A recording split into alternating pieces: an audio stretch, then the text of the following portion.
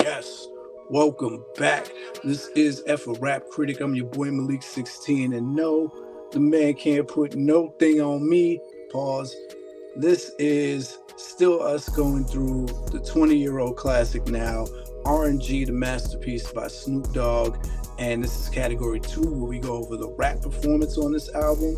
If you haven't already, take a moment to like and subscribe to the channel. Tell a friend to tell a friend. Go visit the Rap Ruler, where you can copy some new blue I Used to Love Her t-shirt, or leave your rankings on this album and any album that we've reviewed on the channel. With no further ado, we jump right to it. The first dimension in category 2 is going to be Dimension 1, Personality and Charisma. So I mentioned in video 1 that at this point in his career, Snoop is more famous for his personality, for the special and unique place he holds in hip-hop as an iconic figure, than his actual rapping. And so with that said, you're kind of buying into this album, or even intrigued to listen to it, because of the persona, the charismatic charm that Snoop has embodied and presented over the years. Even though this is a new direction and new feel for Snoop, it's still the same old Snoop. And so there's a level of coolness, calmness, there's a level of snarl when he wants to be menacing, there's a level of just laid backness with energy. Not laid back like this new wave of hip hop we're seeing, where people are just kind of so sedated and doing talk rap. Snoop is talking, but it's with so much inflection and distinction between what he's saying. You get it. So like the talking on Promiside, where he's like, "Come and kick it with the blackjack tripper. Got some chicks that'll help you unzip your zipper. Yeah, yeah." You know, there's a game element to it. Not anyone can just pull that kind of talk off and say it. So when he wants to sound smooth, he goes and is able to pull that off. The whole Let's Get Blown song, it's like, you can kick it with me if you want, but he makes choices. Like when he goes, "Tell on you? No, I won't squeal." Like, he raises his voice to let you know that he wants to emphasize that. Like, nah, we ain't doing it. He's able to possess that skill set to make you care when he's doing these different things. And he wants to be animated without being silly, right? He's paying homage to the legends and the greats that he respected coming up. Snoop has always been vocal about how much reverence he has for 70s funk and soul. And so he goes into these pockets where he's talking like the old timers in his life, in music history. And he's like, "And they used to say these things to me." And he does that at the tail ends and the beginning of certain songs. Like Ups and Downs, he goes into that voice. When he's singing, he goes into some of those old-timey voices. And so because he does that, there's like the gangster Snoop, there's the pimp Snoop. You get all of these facets of him that blend well together. And Snoop is 90% personality and charisma, his entire catalog. So all of that goes into consideration when you're thinking about the personality and charisma displayed on this album. That takes us to Dimension 2, believability or suspension of disbelief. Now, this is where it gets a little hairy, right? Snoop is really going in more than any album before. He's naming his set. He's saying RTC, he's saying Rolling 20s. He's mentioning Crippin' more than ever before. And he's not avoiding violent talk, but it does come down to how much do you believe Snoop when he does that. Same with the pimping. That's gonna make up 3/4 of this album. The pimping taking about 2/4 of that up, and the gangster talk being 1/4. And so when he goes into that, he goes in pretty unabashedly. He's talking as if he is the pimp expert now. He's not just saying he's macking chicks. He's now graduated to this level where he's giving the pimp guidance that you heard him kind of listening to and heeding on previous albums. He's like, "Well, here's what you should have done. Here's how you do it, young fool. I'll check you and teach you. You know, I'll give you some game if you pay for it." He does that on at least 4 songs on the album. And there's 3 songs where he's directly talking about banging on enemies and stuff. Because Snoop is such a prominent character and fixture in media, at this point, not just hip hop. In hip hop, he's cemented as a legend and icon, but now he's in Hollywood, he's MTV. He is someone, I think this is before the Martha Stewart collaborations, but he is synonymous with household at this point. And I think the same element of Snoop's not going to do that, but is Snoop capable of it? And has he done this in his past?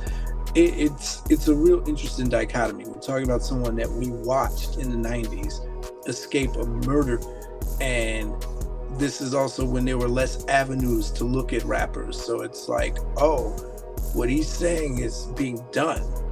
You know, this is his life catching up to him. You see him escape that. You see him go kind of subdued for years and then come back now, claiming a set which he never explicitly was able to say, or which he never explicitly was saying on his Death Row records, and going all out now in his older age, where you know him as a family man. You see him coaching young people's football games, and it's like, okay, where do I draw the line? When did he stop doing this?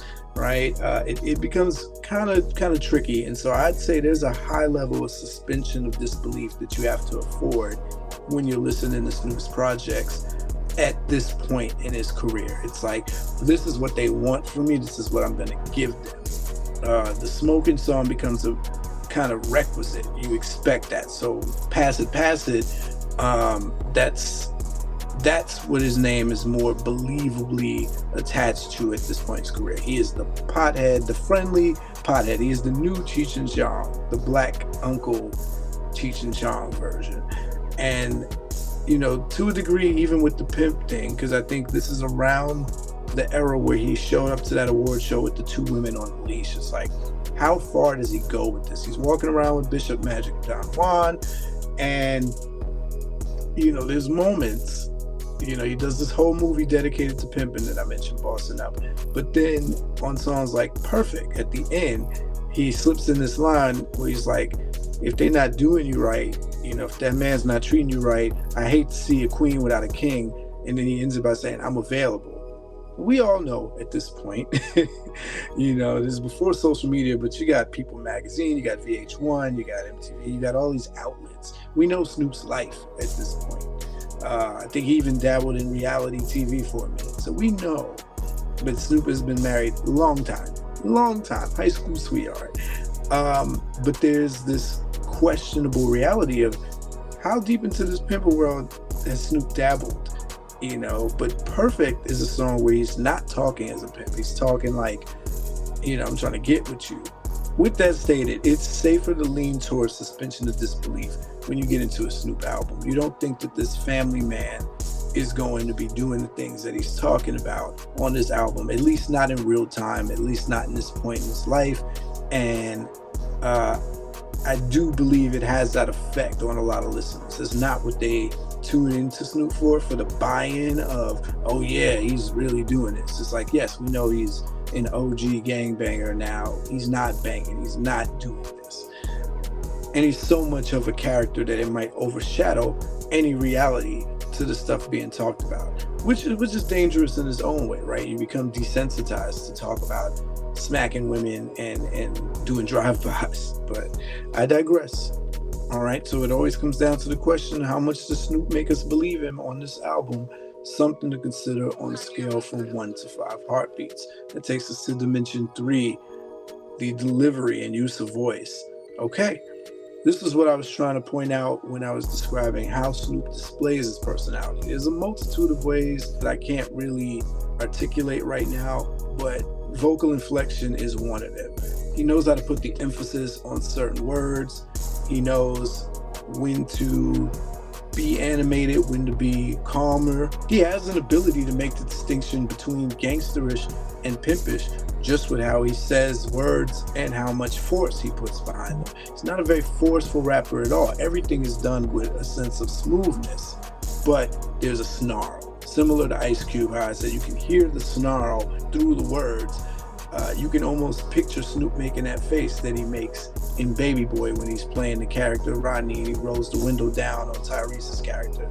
So I also mentioned that this is an album where he's chanting and singing, and that he's at one of his freest points. So what he's doing on Let's Get Blown, where he just does his Steve Arrington impression, a lot of it is parody singing. It is his best Snoop impression of singers he admires. And if you listen with that understanding, then you're not over here judging him on any real singer scale, right? When you understand that he's paying respect to Curtis Mayfield's No Thing on Me by trying to sing in falsetto on that song, and he's very aware that to you it's going to sound like he's trying to sing in that falsetto, then there's a comfort in your listening and in his execution of it. And he ventures into those spaces a couple times throughout the album. So you get that variation, you get the chanty hooks like Snoop D-O-double-G, or even the proper intonation that he does on the hook for Can I Get a Flick With You, where he's trying to characterize the people and that come up to him like, oh, you're so handsome, can I get a flick with you? Like, it's always entertaining when Snoop goes into his proper voice to characterize other people. It's definitely from the school of Mac Dre and Slick Rick, all right? But all these choices add different flavors and feels to different songs and verses throughout the album. So Snoop is definitely playing with delivery all throughout this project. Something to consider on a scale from 1 to 5 heartbeats. That takes us to dimension 4, the flow.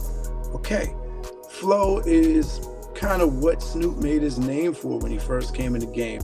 Somewhere after his debut, it can be argued that Snoop lost his natural flow. Now, Snoop has a signature flow. He has a freestyle flow, and that's what is clear throughout this whole album.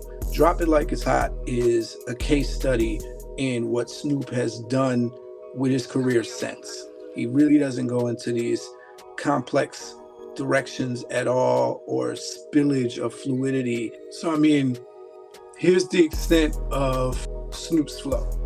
On Drop It Like It's Hot, where he says, I can't fake it, just break it. And when I take it, see, I specialize in making all the girls get naked. Like where it's at now. There's no, it's the capital SOS, I'm fresh and double OP, DO-double-G-Y, DO-double-G. You see, chilling out. Like, you're not getting that ever again, unless it's accidentally.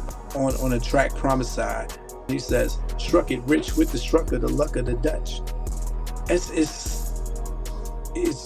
just an accidental fluidity because he's so staccato now. He's like just saying it as it comes to his head. It's freestyle flow, which in a freestyle context is admirable.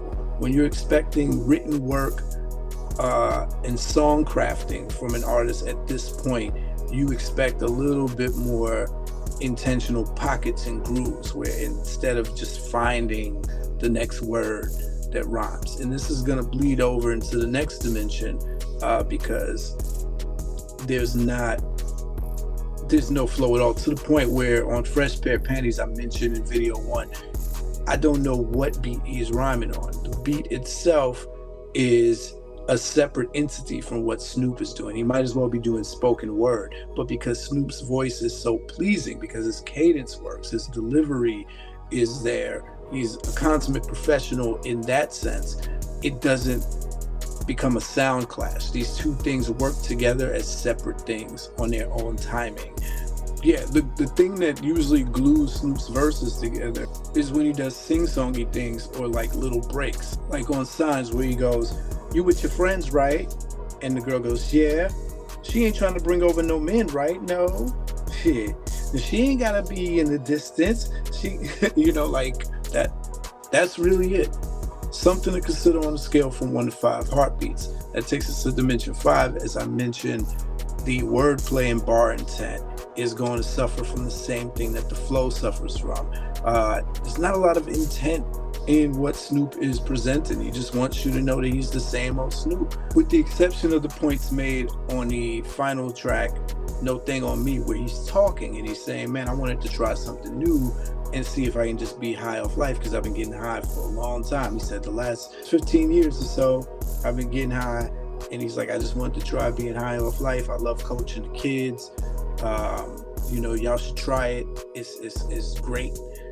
But he's not saying, he's leaving getting high off marijuana forever. He's just like, y'all should try it. I just want to test myself since I'm that guy that's known for it. I want to see what this is like. It's probably one of the deepest things Snoop has said on track. But again, it's talking, it's not rapping. Beyond that sentiment that he makes on that final song, he's here to let you know that he is the same guy. He's the same rolling 20s Crip, Long Beach all day. He's a pimp, and he's Snoop D-O-double-G. And he likes to get high. I mean, his performance on Drop It Like It's Hot is almost like he had to be convinced to rap on there. I'm a gangster, but y'all knew that. The big boss hog. Yeah, I had to do that. It's freestyle, man. I mean, besides the tracks where he really wants to make a point, like I Love to Give You Light, but those things beg the question of whose pen was helping, right? Snoop is no stranger. He's not shy about letting you know that sometimes he shares the pen credit, or he lets his nephews write for him, his industry nephews write for him. Shout out to Mr. Fab. Yeah, depending on who's helping, you can tell the songs on here where there was some extra assistance from those that are not. The songs that are not end up being stuff like Let's Get Blown, Drop It Like It's Hot, where the more, layered, complex stuff is like, oh, okay, this is different.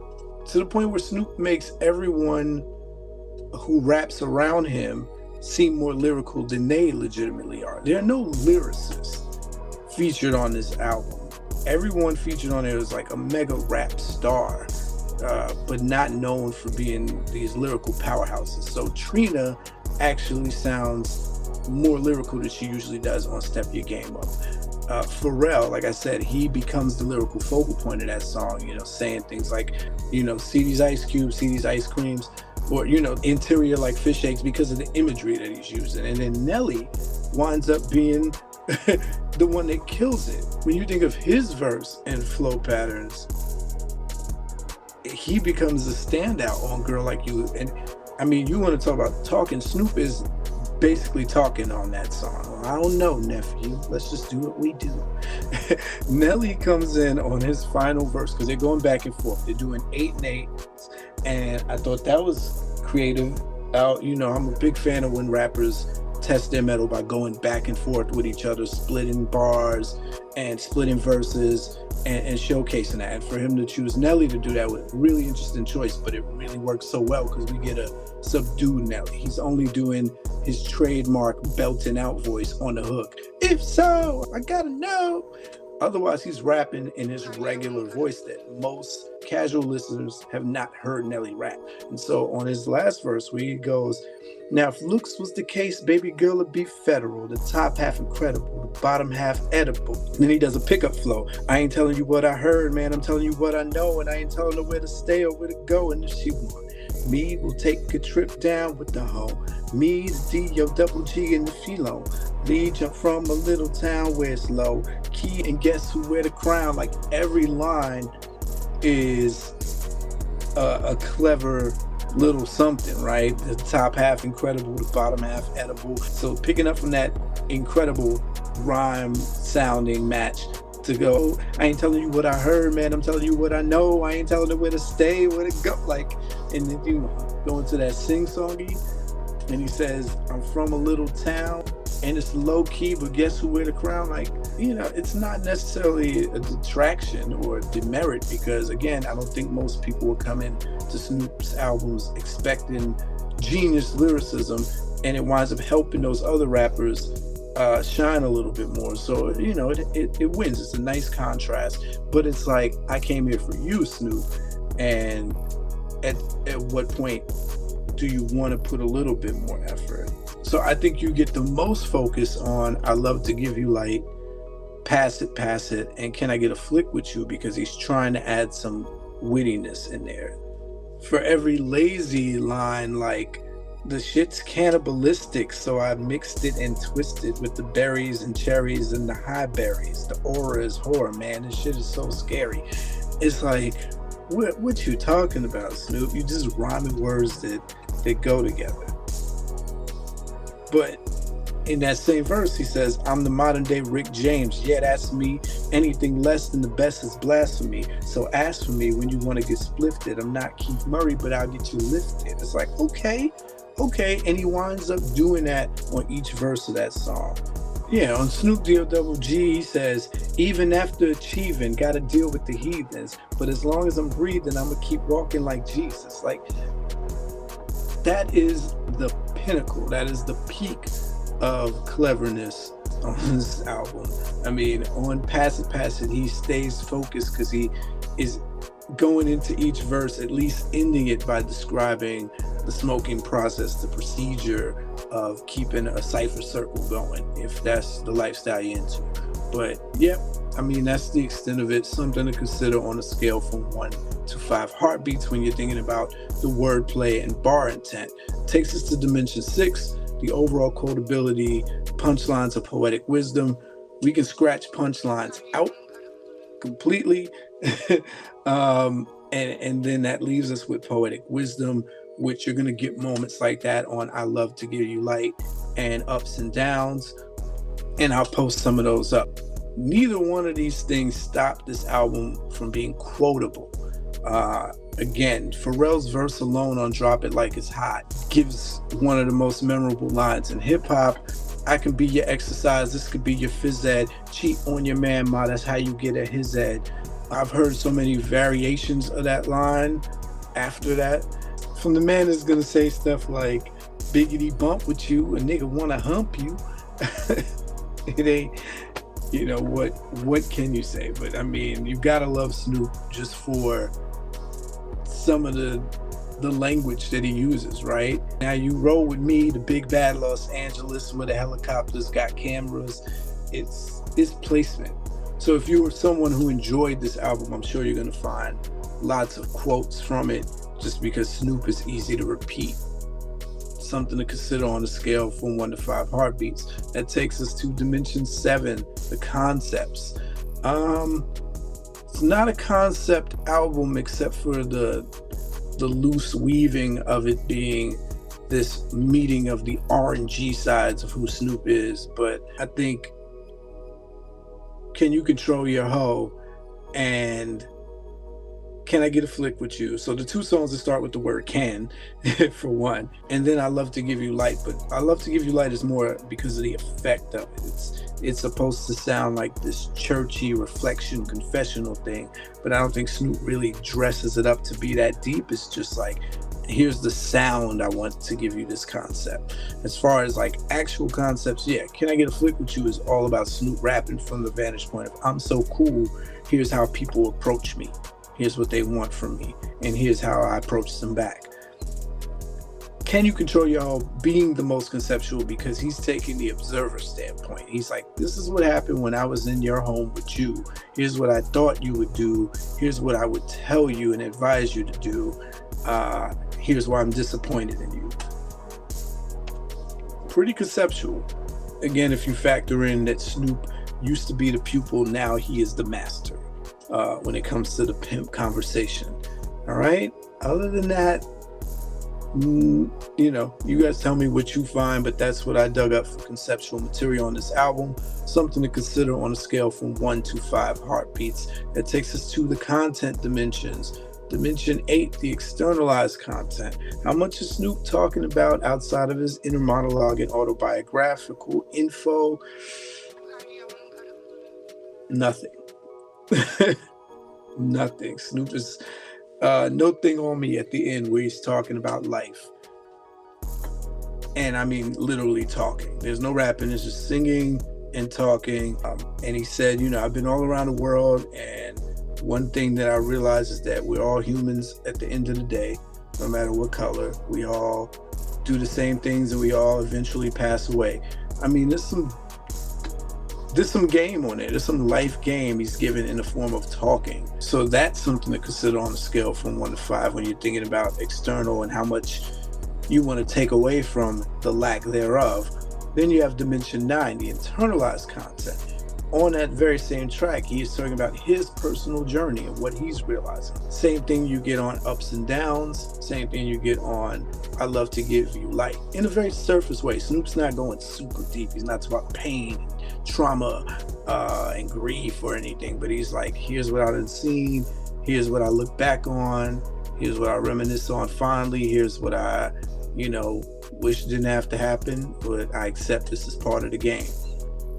You get that, and depending on how much you believe Snoop in his songs about dealings with women, that is some more substance from his vantage point, but I don't know how much more you learn about Snoop from that. So all these things are something to consider on a scale from 1 to 5 when you're thinking about the internal content on the album.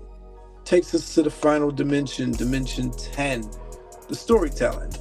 Can You Control Your Hoe and I'm Through With You are written in story format, not in the clearest A to B point story, but they're told like in a certain scenario. It's understood that this is circumstantial perspective. Are they the most memorable story form tracks in Snoop's catalog? No.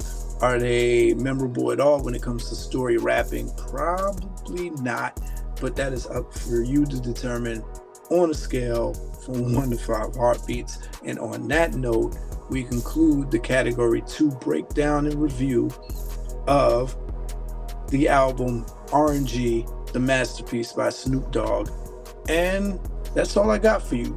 Until the next album, tell a friend to tell a friend. Y'all know what it is. F a Rap Critic. They talk about it while I live it.